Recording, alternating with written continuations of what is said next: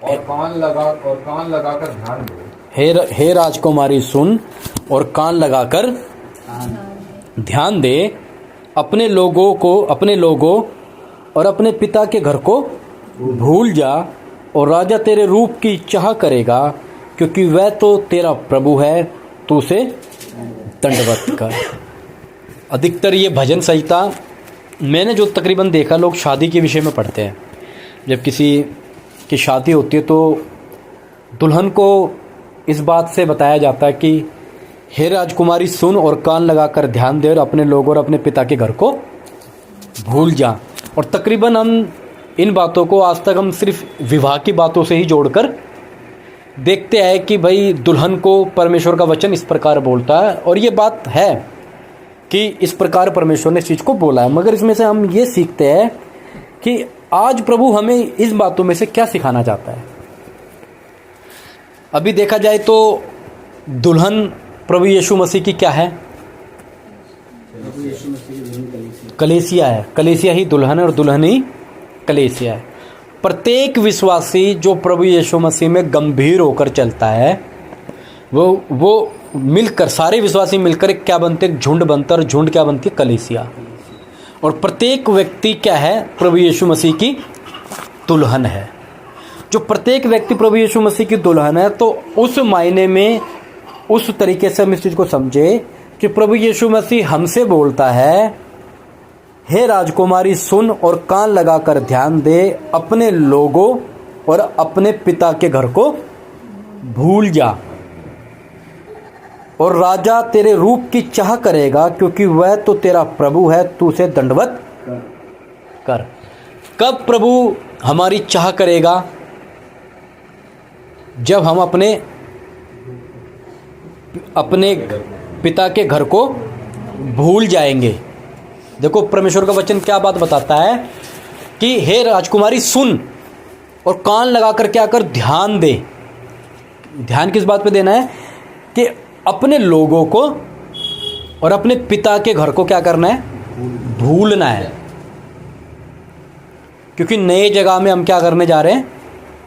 प्रवेश करने जा रहे हैं। एक नए घर के अंदर हम जा रहे हैं, और हम क्या करते हैं? वहाँ पर जाके प्रवेश करेंगे तो जो हमारा स्वभाव है, जो हमारा चाल चलन है, जो हमारी बातें हैं, जो हमारे घर में थी, वो नए घर के अंदर नहीं चलेगी जहाँ पर हम जाएंगे।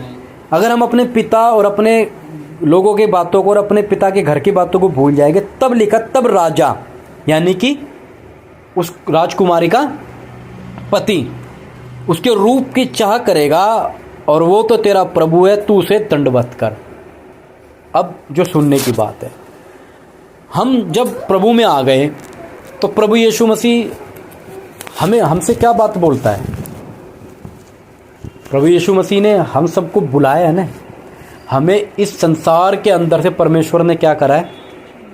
चुना है। हमें परमेश्वर ने बुलाया है।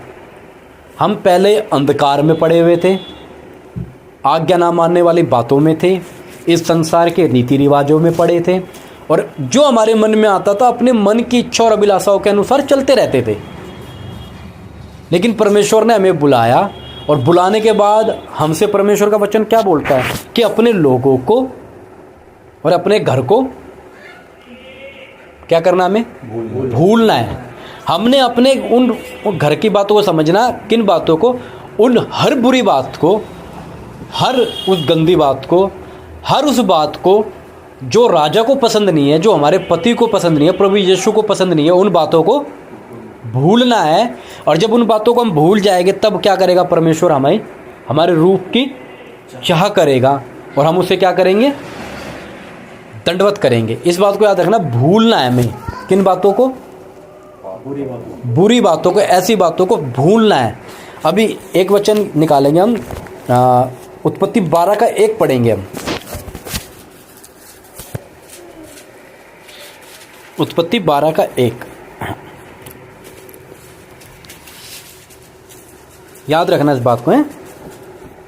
यहोवा ने अब्राहम से कहा। हाँ, यहोवा ने अब्राहम से कहा। सब जानते हैं ना अब्राहम की कहानी, सबने सुनी अब्राहम के बारे में। हाँ, अपने देश, हाँ, और अपने कुटुंबियों, हाँ, और अपने पिता के घर को छोड़कर, हाँ, उस देश में चला जा हाँ। जो मैं तुझे दिखाऊंगा। हाँ, देखो अब्राहम से भी परमेश्वर उसी प्रकार की बात कहता है।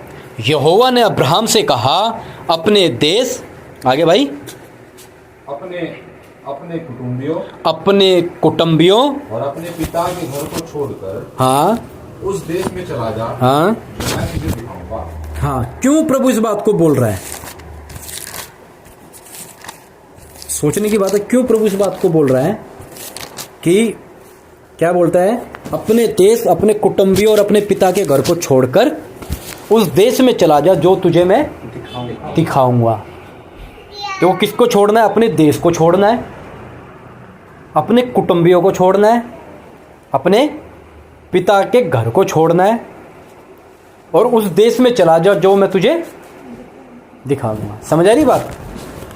हमें प्रभु ने बुलाया है इस संसार के अंदर, जो हमारा कुटुंब है, हमारा देश है, हमारे पिता का घर है, हमारे जो पिता का घर है, उन सब बातों को, मेरी बात समझ आ रही है? उन सब बातों को जो इस संसार के अंदर है, उसके लिए अब्राहम को परमेश्वर बोलता है कि छोड़ कर इन सब बातों को क्या कर दे? छोड़ दे। देखो कितनी एक गंभीर बात है। देश छोड़ना कोई आम बात नहीं है। देश को छोड़ना, कोई राज्य या स्टेट की बात नहीं करी, देश को छोड़ने की बात करी है। कुटुंबियों को छोड़ना,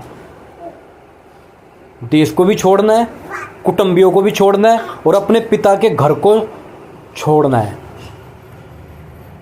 और उस देश में चला जा जो मैं तुझे। देखो उस देश में अगर जाना है, उस देश में पहुंचना है, तो देश को छोड़ना पड़ेगा, कुटुंबियों को छोड़ना पड़ेगा, पिता के घर को छोड़ना पड़ेगा। अगर राजा हमारी देह की, हमारे रूप की चाह करे तो हमें अपने पिता के घर को और लोगों को क्या करना पड़ेगा? भूलना पड़ेगा। अब शब्द पे ध्यान रखना कि छोड़कर, ये बातें छोड़नी है। ये बातें छोड़ेंगे तभी उस देश में जाएगा अब्राहम, जो देश परमेश्वर उसे दिखाएगा। और अब्राहम का जीवन हम सब लोगों ने पढ़ा है, हम सब लोगों ने कई दफ़ा इस बात को सीखा, समझा है कि अब्राहम जब ये बात बोली थी तो अब्राहम अपने साथ अपने भतीजे लूत को भी संग लेकर चल पड़ा था। फिर आगे जाकर क्या होता है? लूत और अब्राहम अलग अलग हो जाते हैं। हो जाते नहीं हो जाते हैं? यानी कि परमेश्वर ने क्या बोला था कि भाई अपने कुटुंब को छोड़ना है, वो कुटुंबियों को साथ लेकर चल रहा है। अब्राहम को बोला देश को छोड़ा, देश तो छोड़ दिया मगर कुटुंबी साथ हैं, पिता के घर के लोग साथ हैं और वो चले जा रहे हैं और वो देश में कहाँ पहुँचेंगे? प्रभु ने कहा जब तक तू छोड़ेगा नहीं तब तक मैं उस देश में तुझे, जब उसको छोड़ेगा उस देश में चला जा जो मैं तुझे दिखाऊंगा। प्रभु ने दिखा दिया, समझा दिया, उधर जा, मगर अब्राहम से गलती क्या हुई? साथ ले गया भतीजे को साथ लेकर गया। और आगे हम पढ़ते हैं कि अब्राहम से परमेश्वर ने ये प्रतिज्ञा की थी कि मैं तुझसे, तेरी पत्नी के द्वारा तुझे आशीष दूंगा, तुझे निज संतान दूंगा। बोला नहीं बोला था? ये इस बात को बोला था। मगर अब्राहम ने क्या किया? जब अकाल पड़ा, जब परेशानी आई तो कहाँ चल पड़ा? मिस्र की ओर चल पड़ा। और मिस्र की ओर चल पड़ कर क्या दिमाग लगा रहा अपना कि भाई अकाल पड़ गया, अब मिस्र में जाएंगे, वहाँ खाना है, वहाँ रहना मिल जाएगा, खाना मिल जाएगा। और वहाँ चलकर जो फिरौन था, वहाँ का राजा था, उसके विषय में उसको मालूम था कि भाई वो बेकार लोग हैं, वो गंदे लोग हैं, वो गंदी नज़र वाले लोग, गंदी सोच वाले लोग हैं, गंदी नज़रों के लोग हैं, बुरा ही बुरा, गंदा ही गंदा, पाप पाप, जादू टोना सब कुछ वहाँ पर होता है। अब्राहम ने पहले ही दिमाग में लगा दिया और अपनी पत्नी को बोला देख अगर मैं ये बताऊंगा वहाँ जाकर कि तू मेरी पत्नी है तो देखो मुझे मार देंगे और तुझे रख लेंगे अगर मैं वहाँ जाकर ये बता दूंगा, क्योंकि वो गंदे लोग हैं, व्यभिचारी लोग हैं, बुरे लोग हैं। मिस्र शैतान का और संसार का प्रतीक है। मैं उस जगह वापस जा रहा हूँ, मुझे मार देकर तुझे रख लेंगे। तो काम करते हैं, मैं उनको ये बताऊंगा कि तू मेरी बहन है, जिसके कारण मेरी जान बच जाएंगी। वो चले गए, वहां जाकर बोल दिया मेरी बहन है, और फिर बाद में जाकर फिरौन को परमेश्वर सौंपन देता है, और फिर बाद में वो फिरौन बोलता है कि तू ये मेरे साथ क्या कर रहा है, तूने क्यों नहीं बताया ये तेरी पत्नी है, मेरे से गुनाह हो जाता, मुझसे पाप हो जाता। तो अब्राहम ने जब अकाल पड़ा, जब समस्या आई, तो समस्या में ना ठहरते हुए, ये जिस देश को प्रभु ने दिखाया था उस देश के अंदर ना रहते हुए कहाँ भागा? वापस मिस्र भागा। और जबकि इस देश को दिखाने का वायदा, इस देश को किसने दिखाया? अब्राहम अपनी मर्जी से गया था। उस देश में जाने के लिए अब्राहम ने कुटुंबी छोड़े, देश छोड़ा, अपने पिता के घर को छोड़ा, और उस देश में पहुंचने के बाद हल्का सा अकाल आया, भूखमरी आई। ध्यान दो सब इस बात को, समझ रहा है आंटी? अब समझा रहा है? अकाल आया तो उस जरा से अकाल के लिए कहां भागा? मिस्र भाग गया, और युक्ति बना ली कि ऐसा करेंगे। यानी कि जिस परमेश्वर ने उसको प्रतिज्ञा दी थी, जो प्रतिज्ञा क्या दी थी कि तू राष्ट्र का पिता होगा, तू जातियों का मूल होगा, इस स्त्री के द्वारा मैं तुझे क्या कर दूंगा? संतान दूंगा, तुझे आशीषित दूंगा, तुझे आशीष कर दूंगा। उस प्रतिज्ञा को, उस आशीष के केंद्र को, जिससे आशीष आनी थी, अपनी भूख के लिए, अपनी अकाल के लिए, अपनी आशीष के साथ, उस प्रतिज्ञा के साथ अब्राहम ने समझौता कर दिया, और मिस्र में फिरौन को वो अपनी पत्नी दे दी, अपनी प्रतिज्ञा बेच दी, अपनी आशीष बेच दी। आज हमारे साथ भी यही होता है। इस संसार के कामों के लिए हम अपनी आराधना बेच रहे हैं, हम अपना समय बेच रहे हैं, हम अपना टाइम बेच रहे हैं। हमें परमेश्वर ने बुलाया है किन बातों के लिए? उस देश में जाने के लिए। हमें अब्राहम को तो कुटुंबी बोला, पिता का घर बोला, देश बोला, और वो छोड़कर जरा सा कनान के अंदर कुछ समस्या आई तो वापस मिस्र भागा। आशीष के केंद्र के साथ समझौता कर लिया। आशीष की जो अब्राहम की जो पत्नी थी, उसको फिरौन को युक्ति लगाकर बेच डाला, अपनी अभिषेक को बेच दिया। ये भी नहीं सोचा कि इसके द्वारा मुझे खुदा ने ये बोला कि मैं तुझे संतान दूंगा। तो धन्यवाद हो खुदा के, खुदा ने बचा लिया कोई ऊंच नीच होने से। अब्राहम के बाद पल्ले नहीं पड़ी। एक रोटी के लिए, गधे घोड़े जानवरों के लिए, उस हजीरा के लिए बाद में पढ़ते वो चीजें मिली उसको, गधे घोड़े बकरियों जानवरों के लिए उसने अपनी प्रतिज्ञा, जिसको प्रभु ने कहा था तुझे प्रतिज्ञा दूंगा, इस पत्नी के द्वारा होगा, अपनी वो पत्नी को दे दिया। आज हम भी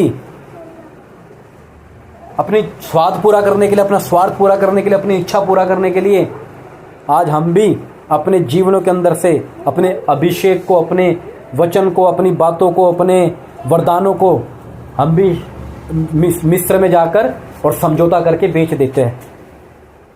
आज मालिक बुला लेता है कि भाई आ जाओ संडे के दिन, हाँ जी आ जाएंगे, बेच दिया। आज कहते कि भाई ये काम करना है, प्रार्थना के लिए हमारे पास टाइम नहीं होता, वचन पढ़ने के लिए पास हमारे पास टाइम नहीं होता, वचन सुनने का भी टाइम नहीं होता, उपवास लेने का भी हमारे पास टाइम नहीं है, वरदान लिखे हुए वरदान तो बात ही नहीं होती वरदानों की। तो हमारे जीवनों में ये सब बातें हम क्या कर चुके? समझौता कर चुके हैं। ये बातों के साथ हम क्या कर चुके हैं? समझौता कर चुके हैं। और फिर परमेश्वर हस्तक्षेप करता है और अब्राहम को वहां से निकालता है। मगर वो ऐसी गलती उसके जीवन में होती है कि उसके साथ फिर एक समस्या भी पैदा होती है। मेरा बताने का मतलब कि हमें उन बातों को छोड़ना है जिन बातों को परमेश्वर ने बोला है। हमें झूठ छोड़ना है, हमें चुगली छोड़नी है, हमें जलन छोड़नी है, हमें बताओ क्या क्या छोड़ना है। हमें संसार जो फंसाता है, संसार के साथ समझौते को छोड़ना है। हमें संसार के साथ उन बातों को छोड़ना है जो बातें हमें फंसा लेती है। क्या हम छोड़कर जाएंगे इन बातों को? क्या उस कनान देश में जो पिता ने हमें दिखा तो दिया कि हम उस प्रतिज्ञा किए हुए देश की बाट जोते हैं। कनान में जाने के लिए अब्राहम के पास 3 कंडीशन थी, 3 परिस्थिति थी, शर्त थी। देश छोड़ना है, पिता का घर को छोड़ना, आंटी पिता के घर को छोड़ना है और अपने कुटुंबियों को छोड़ना है। देखो, देश छोड़ने का मतलब क्या है कि देश के मोटी मोटी जो बात हमारे जीवनों में है, जो हमारे आत्मिक जीवन में, उस कनान में जाने के लिए, देखो अगर कनान में जाना है तो देश तो छोड़ना पड़ेगा। अगर यहाँ से मैं तिलक नगर जाना है तो ये कृष्णा पार्क पे छोड़ना पड़ेगा ना, छोड़ना पड़ेगा ना। अभी हम जितने भी हम सब लोग बैठे हैं, हम यहाँ पर ऐसे ही बैठ गए।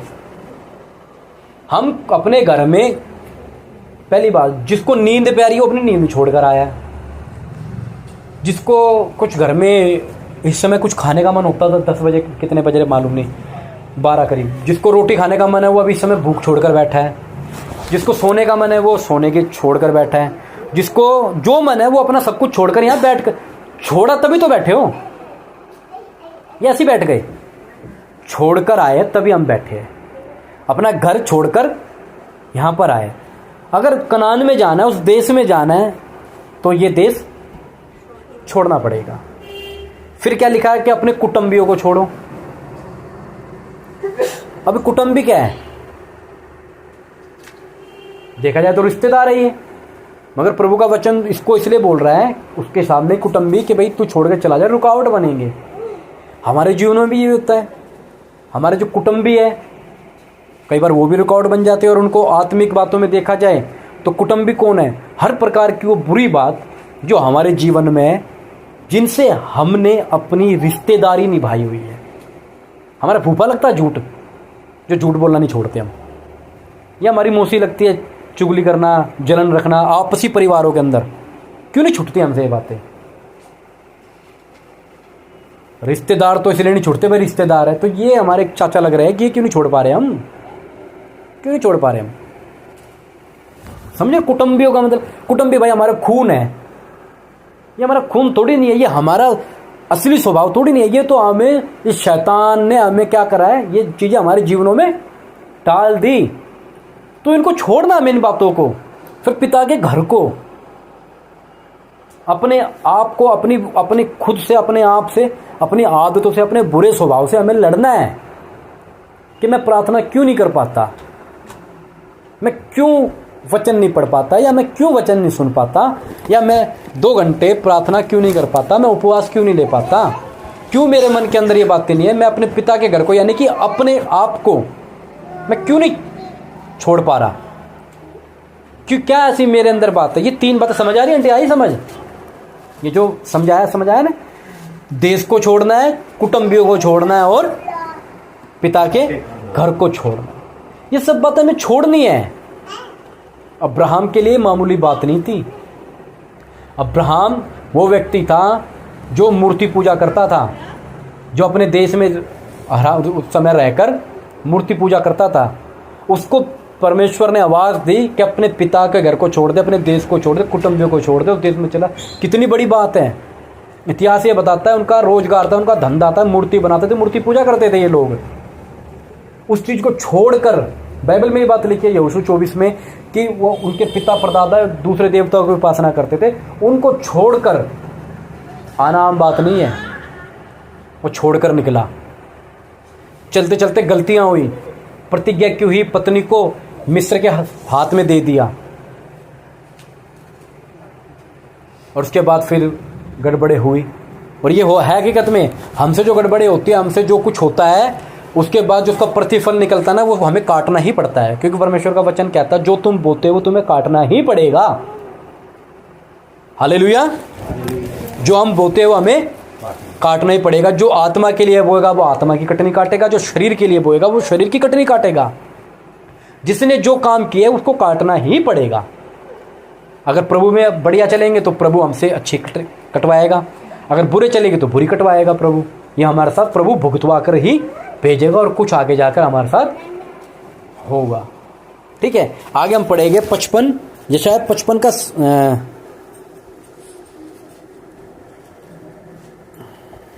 यशाया 55 का 7 है शायद।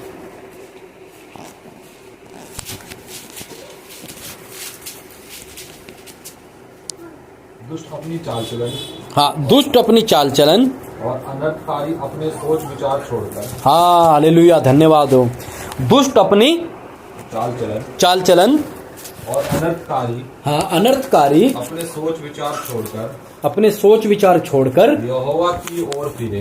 हाँ, यहोवा की ओर फिरे, वह उस पर दया करेगा। वह उस पर दया करेगा। वह हमारे परमेश्वर की ओर फिरे। हाँ, और वह पूरी रीति से उसको क्षमा करेगा। भाई 5 ही पढ़ा ना, 7 पढ़ा है?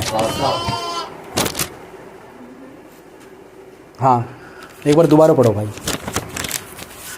दुष्ट अपनी चाल चलन हाँ, और अनर्थकारी अपने सोच विचार छोड़कर यहोवा की ओर फिरे। हाँ, वह उस पर दया करेगा। हाँ, वह हमारे परमेश्वर की ओर फिरे। हाँ, और वह पूरी रीति से उसको क्षमा करेगा। क्षमा करेगा। बस देखो, दुष्ट अपनी चाल चलन,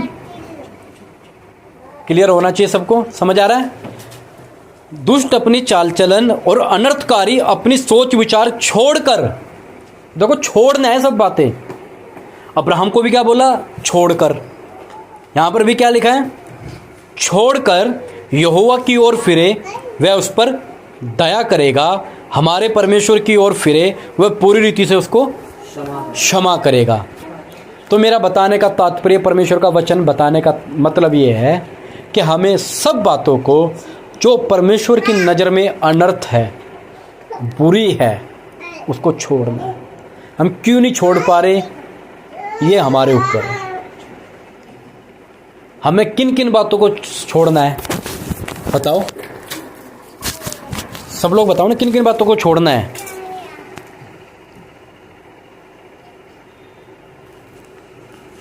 भाई पढ़ा तो उसमें चाल चलन। दुष्ट चाल चलन का मतलब क्या होता है? अभी देखो ना, हमारे जीवनों के अंदर ये बातें नहीं बनी रहती है कि किसी ने कुछ बोल दिया उससे लड़ पड़ो, किसी ने कपड़े वहां रख दिए तो उससे लड़ पड़ो, किसी ने कुछ कर दिया उससे लड़ पड़ो। हम मसीह जीवन में किस प्रकार से चल रहे हैं, ये हमारे जीवन में होना चाहिए, नहीं होना चाहिए? आज भी हम पड़ोसियों से लड़ रहे हैं, अपने पड़ोसी ने हमारे घर के बाहर कूड़ा क्यों कर दिया, लड़ रहे हैं। आज भी क्या हम अपने नज़दीकी मित्र को जीत पाए? क्या मतलब हमारे अंदर इतनी भी योग्यता नहीं, इतने भी हम चाल चलन में ठीक नहीं ठहरे कि हमारा नज़दीकी मित्र प्रभु में आ जाए? आज भी हम उसको कायल नहीं कर पाए अपने मित्र को। क्यों? क्योंकि हमारा चाल चलन उसके सामने वैसा है। कैसे आएगा मित्र? हमने उसके सामने ना तो देश छोड़ा, ना कुटुंब भी छोड़े, ना पिता का घर छोड़ा, तो कैसे हमारा मित्र, हमारा दोस्त हमारे प्रभु में आएगा? अगर किसी को कनान ले जाना है तो कनान जाने के लिए रास्ता क्या है? अपना देश छोड़ना पड़ेगा, कुटुंब छोड़ना पड़ेगा, अपने पिता के घर को छोड़ना पड़ेगा। खुदा का वचन हमसे कहता है, हे राजकुमारी, अपने लोगों को और अपने पिता के घर को भूल जा। हमें सब बातें भूलनी पड़ेगी, हमें झूठ बोलना छोड़ना पड़ेगा, भूलना पड़ेगा, हमें चुगली छोड़नी पड़ेगी, भूलनी पड़ेगी, हमें ईर्ष्या जलन छोड़नी पड़ेगी, भूलनी पड़ेगी। ये सब हमें क्या करना? हमें आदर करना है। हम एक दूसरे का आदर करो। यहाँ पे हम जितने बैठे हैं, हमें नहीं मालूम हम में से कौन कम मर जाए। ये मत सोचो ना छोटे बच्चे हैं तो ये बाद में जाएंगे, किसी का कुछ नहीं पता।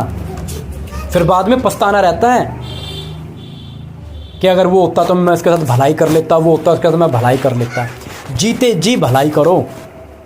किससे लड़ रहे हैं हम? किससे लड़ रहे हैं? अपने भाई से, अपनी बहन से, अपने दोस्त से, अपने पड़ोसी से, अपनी माँ से, अपनी सास से, अपनी ननद से। परिवार इसी का तो होता है ना। अपने चाचा से इनसे लड़ रहे हैं। अरे लड़ना है तो उन आत्मिक सेना, उन बुरे अभिलाषाओं से लड़ो। मिंकू इधर ध्यान दे। लड़ना है तो किन से लड़ो? बुरी अभिलाषाओं से लड़ो जो हमारे शरीर में कार्य करती है। उन बुरे अंगों से लड़ो जो हमारे जीवनों में काम करते हैं। किससे लड़ रहे हैं? आपस में लड़ रहे हैं। ये क्या हो रहा है? मुझे तो बड़ा दुख लगता है, मैं सच बताऊं, मुझे बड़ी शर्म आती है कि इतने बड़े बड़े इतने पुराने हो गए अभी तक ये बातों में लड़ रहे हैं हम कि उसने ऐसा कर दिया, उसने ऐसा कर दिया। घरों के मसले ही खत्म नहीं होते लोगों के, पड़ोसी से पड़ोसी लड़ रहे हैं। बाहर हमारा स्वभाव क्या है? बाहर कोई नहीं देखता, बाहर जो देखते हो देखते हैं, घर के अंदर क्या है? पहले आप लोगों को मालूम है, पहले गांव के अंदर जाते थे शादी करने के लिए, किसी गांव में चले गए लड़की देखने के लिए, लड़का देखने के लिए, तो घर में जाके चाय पानी पी कर आ गए। पी के आने के बाद फिर क्या होता है? हाँ जी अच्छी बात है, ठीक है जी, 100-200 रुपये पकड़ाए, गोद भराई कराए, उसके बाद फिर निकल के जाते। फिर रास्ते में देखते, भाई साहब इधर आओ, फलाने गिर गए थे सतपाल के, उसकी लड़की कैसी है? पड़ोसी बताए थे, अरे भाई साहब जाना ही मत वहाँ, अरे भाई साहब लड़का भी, अरे भाई साहब दारू पीता है, जो होगा पड़ोसी बता देंगे। कौन बताएगा? पड़ोसी। हमारा पड़ोसी कौन है? हम हैं, हमारा परिवार है। मैं 2 घंटे अपने कमरे में बैठ के प्रार्थना करूं और मैं अपनी मम्मी से आगे लड़ने लग जाऊं, किसी बात पे मुझे में सहन शक्ति ना हो, तो मुझे मेरा क्या फ़ायदा? प्रभु ने तो कहा दुश्मनों से प्रेम करो, मगर हम तो अपने परिवारों में लड़ते रहते हैं। जबकि लड़ना किन से चाहिए? तब बुरी इच्छा और अभिलाषाओं से। मैंने बताया ना, कोई झूठ हमारा कुछ चाचा नहीं लगता कि इसको हम अपने साथ ही रखेंगे, जब तक बोलेंगे ना हमारा गुजारा नहीं होगा। चुगली हमारी ये बातें, देखो ये बातें ना हमें बर्बाद करती है। ये बातें कि कहते ना कि अपने उसमें भी कहते हैं कि ना रोज की चिक चिक चिक चिक चिक चिक से ना किसी दिन घर के अंदर बहुत बड़ा कांड करवा देती है। जिस दिन घर में चिक चिक चिक चिक रहते हैं ना, एक दिन हो जाता कुछ ना कुछ। क्यों? बस प्रभु ने हमें आनंदित होने के बुलाया। देखो और कोई तो हमारे पास है नहीं, हमें आपस में मसीह में खून, प्रभु यीशु मसीह के खून से हम जुड़े हुए लोग हैं। आपस में प्रेम के साथ रहे एक दूसरे की। अगर किसी ने कुछ कह भी दिया, किसी ने कुछ बोल भी दिया, तो एक दूसरे को उठाओ ना कि भाई प्यार से बोलो, देखो ये गलत है। हवाला किस चीज़ का दो? वचन की बात से बताओ कि देखो जी ये विकास भाई, ये देखो वचन में ऐसा लिखा हुआ है और आप ऐसा करते हो, ये गलत है ये बात। तो विकास भाई कहेगा भाई वचन में लिखा, हाँ भाई गलत है। तो भाई विकास भी बात को माने कि हाँ भाई मैं कमज़ोर हूँ उस बात में, मुझसे हो जाती है गलती, मुझे क्षमा कर दो, या मुझे मैं अभी नहीं कर पाता। उसमें झगड़ा करने की जरूरत नहीं है। परमेश्वर ने हमें किस लिए रखा है? एक दूसरे को सांत्वना देने के लिए, एक दूसरे को शांति देने के लिए। इन बातों के लिए प्रभु ने हमें रखा है कि हमें किस तरीके से कैसे रहना है। अभी देखो एक वचन और है भाई, एक वचन पर बैठेंगे, 2 कुरिन्थी 6:17 पढ़ेंगे बस हम।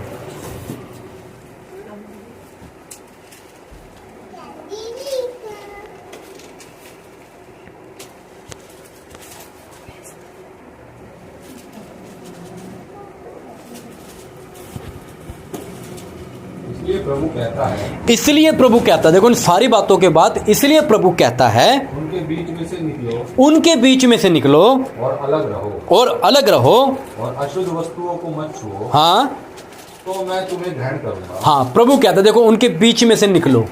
किन के बीच में से? उस देश के बीच में से। बताने का मतलब बुरी बातों के बीच से निकलो, छोड़ दो ये बातें। बुरे स्वभाव के बीच से निकलो, छोड़ दो ये बातें। बुरी गंदी बातों के बीच से निकल जाओ और अपने आप को निकालो, अलग रहो, और अशुद्ध वस्तुओं को मत छुओ, तो तुम्हें मैं क्या करूंगा? ग्रहण करूंगा। लिखा ना भैया, ऐसे ही कुछ लिखा ना। तो हमें किन बातों को छोड़ना है? हमारे पास देखो ना, हमारे पास प्रभु ने पत्रस में लिखा, तुम्हें बड़ी ऊंची बुलाहट से बुलाया था। हमें बड़ी ऊंची बुलाहट से, हमें इसलिए नहीं बुलाया था, हम मसीह में, हमारी परमेश्वर ने आंटी हमें परमेश्वर ने इसलिए नहीं बुलाया, हमें बड़ी ऊंची बुलाहट से बुलाया था। समझ रहे हो? हमें बड़ा दर्जा देने के लिए परमेश्वर ने बुलाया था। हम किन बातों में लगे हुए? हम इन्हीं बातों में लगे हुए। परमेश्वर हमें राजकुमार बनाना चाहता है, हमें राजा बनाना चाहता है, और हम किन बातों में लगे हुए? इन्हीं बातों में लगे हुए। किन ये सारी बातें हमें छोड़नी है। और देखो सोचने वाली बात है, परमेश्वर का वचन इन बातों को अशुद्ध वस्तु बताता है। वचन में लिखा है अशुद्ध वस्तुओं को मत छुओ। हाथ पे हमारे पोटी लग जाए तो हम साबुन से जाकर धो लेते हैं, क्योंकि पोटी से घृणा है। भाई पोटी है, वो गंदी चीज़ है, मल है हमारा, हम उसको हाथ लगाते हैं साबुन से धो लेते हैं, अच्छी तरह रगड़ रगड़ के धोते हैं। धोते हैं जिसकी बदबू निकल जाती है। मगर हमारे जीवनों के अंदर जो गंध, जो अशुद्धता भरी हुई है, हम उसको धोने का हमारा मन क्यों नहीं करता? सोचने वाली बात है ना, उसको धोने का हमारा मन क्यों नहीं करता? हम क्यों प्रार्थना करते हैं प्रभु अपने लहू से धो दे, अपने लहू से धो दे, अपने लहू से धो दे। बात तो ठीक है, लहू से धो दो, लहू से धो दो। ये गंदगी आती क्यों है? ये इत्तेफाक होता है कि किसी बंदे का पाँव पोटी पर आ जाता है, ध्यान कहीं और होता तो पोटी पे पाँव आ जाता है ना। जानबूझ के तो कोई रखता नहीं, जानबूझ के तो कोई रखता नहीं। कहीं ध्यान है कि एकदम आ जाता है यार ये क्या हुआ। फिर जब तक उसको हटाने ले बेचैनी रहती है हमारे, साफ़ करेंगे, रगड़ेंगे और साफ़ करके फिर धोएंगे घर जाकर, यही करते हैं ना।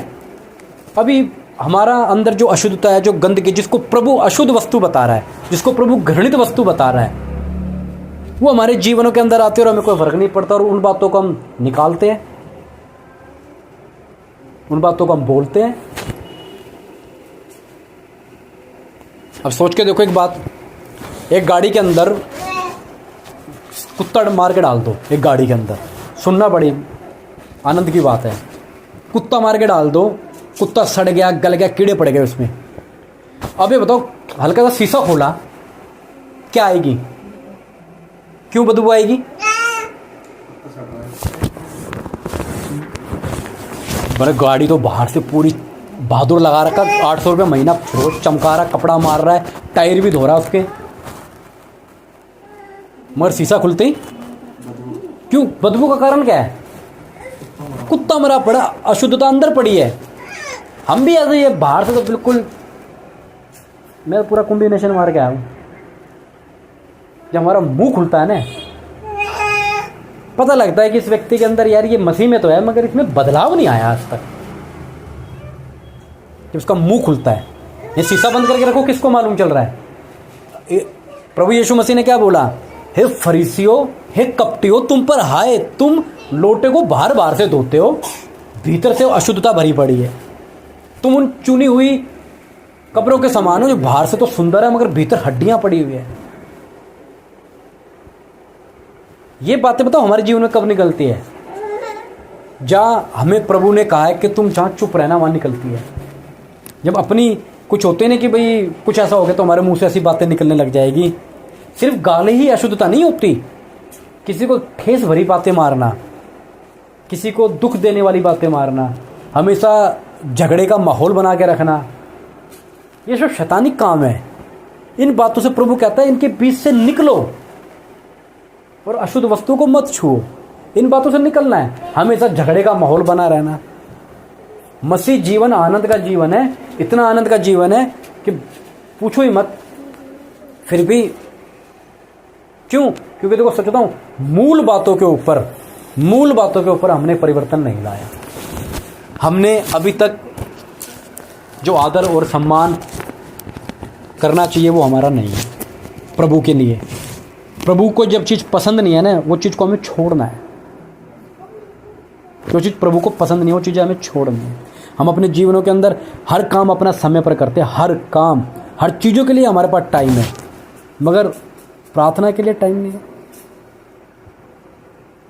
इतना अच्छा मार्ग को मिलेगा हमें नहीं मिलेगा इतना अच्छा मार्ग। तो इस बात को समझ आया? तो हमें इन बातों से, भाई मेरा निवेदन यही है, इन बातों से हमें अलग रहना है, इन बातों से हमें निकलना है और प्रभु में हमें क्या करना है? पवित्र बनना है। समझो इस बातों को? तो आइए हम प्रार्थना करेंगे। बस समझ आ गई ना? चलो हम प्रार्थना करेंगे।